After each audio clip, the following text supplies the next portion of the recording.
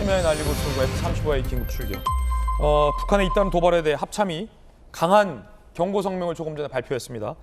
북한이 9.19 군사 합의를 명백히 위반했다라는 겁니다. 엄중 경고를 했고 도발 직각을 강력히 촉구했습니다. 오늘 윤석열 대통령도 북한의 도발에 대해서 언급했습니다. 들어보시죠. 먼저 공격한다면 맞을 수밖에 없는 경우들이 많이 있죠.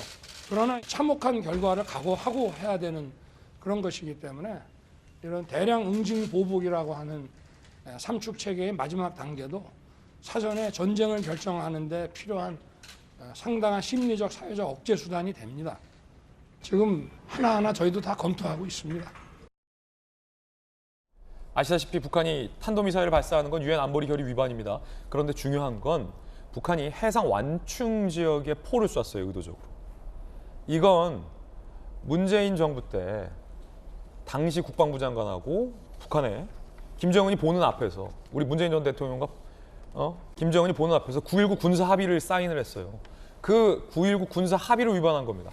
완충 지역에 포를 쐈다는 건 그 종이장 걷어찬 겁니다. 그러면 이건 여야를 떠나서 진보 보수를 떠나서 북한이 합의를 위반한 거예요. 김병민 대변인님 어떻게 보십니까? 북한의 의도적인 도발이라고 볼 수밖에 없겠죠. 그러니까 지난날 있었던 2018년도에 많은 선언들을 이미 휴지 조각처럼 무력화시켰던 게 김정은의 행태를 통해서 낱낱이 드러나고 있고 9.19 군사 합의를 통해서 육해공 이 어디에서도 도발하지 않게 되는 그 약속마저도 실질적으로 김정은이 무력화시키고 있는 상황들이 드러나게 되는 것 같습니다. 거듭돼서 지금 현재 도발의 강도를 높이고 있고 이제 7차 핵실험을 통해서 결국 핵탄두를 소형화하는 단계까지 나아가는 것 아니냐 이런 우려 전망들이 상당히 나오고 있는데 북한의 목적은 보다 분명한 것 아니겠습니까? 강대강 대치 국면을 통해서 미국과 국제사회를 통한 완벽한 압박 기조를 강행하면서 본인들이 원하는 것들을 얻어내고 여기에 대한민국을 완전히 좀 이 과정 속에 무력화시키려고 하는 모습들일 텐데요. 여기에 지금 넘어가면 안 될 것 같고 김병민 대변인님 예. 잘 아시겠지만 지금 북한의 도발 패턴이 그 이전과는 조금 다른 것이 북한이 가용할 수 있는 도발 수단을 다 가용하고 있어요. 보세요. 그 북한의 오래된 전투기를 또 네. 우리 쪽으로 위협 비행을 했어요. 계속 우리가 F-35A가 뜨고 있잖아요. 지난번에 F-15K 떴어요. 근데 이번에 F-35A 떴어요. 더 상급 전투기를 우리가 띄운 겁니다. 거기에다가 완충 지역 9.19 군사 합의로 이 지역만큼은 야 여기서는 위협을 하지 말자 서로. 우리 뺐잖아요. 우리 K9 거기 쏘지도 못했잖아요. 근데 네. 보란 듯이 거기다 쏘았죠. 그리고 계속해서 우리를 향해서 탄도미사일, 방사포, 저수지에까지 미사일 쏘고 계속 이러고 있어요. 갖은 방법을 다 동원하고 있는 것 같아요. 수단과 방법을 전부 다 동원해서 우리를 향한 강도를 훨씬 더 높이고 있는 상황일 텐데 다 알고 있는 것처럼 북한의 경제 상황이 좋지 않다. 그래서 우리가 한미 간의 연합훈련을 굉장히 강하게 하게 되면 북한도 마찬가지로 맞대응 성격에서 어느 정도 훈련을 할 수밖에 없을 텐데 그 비용 부담 때문에 사실 이런 내용들을 좀 안 했으면 좋겠다는 게 북한의 생각이었던 것 아닙니까? 근데 지금 북한이 계속되는 도발 때문에 과연 저들이 연료라든지 기름이라든지 저것들을 감당할 정도의 상황인가라는 생각이 들 정도이기 때문에 마지막 수단까지 극단적인 긴장 관계를 높이고 모종의 거래 등을 통한 마지막 미국과의 관계들을 고려하는 것 아니냐 이런 분석들이 커지는 것 아니겠습니까? 그러니까 9.19 군사 합의 등에 대해서도 대한민국이 스스로 파기하기를 원하는 상태 속에서 거듭 자극적인 도발하는 것 아닌가 이런 생각이 주기도 어려운 상태인데요.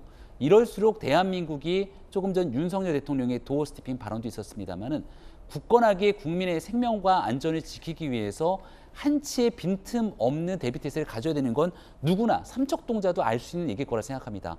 그렇기 때문에 동해상에서 한미일이 문재인 정부부터 시작됐던 연합훈련을 통해서 방어태세들을 구축하고 있는데 이런 얘기들까지도 정치적인 이슈로 치환하게 되는 야당의 문제제기들이 있게 되는데 정신을 좀 똑바로 차릴 수밖에 없는 때다라는 말씀을 거듭드리고 북한의 도발 강도가 훨씬 더 높아지게 됐을 경우 실제 7차 핵실험을 강행했을 경우 대한민국은 어떻게 되는 것인가?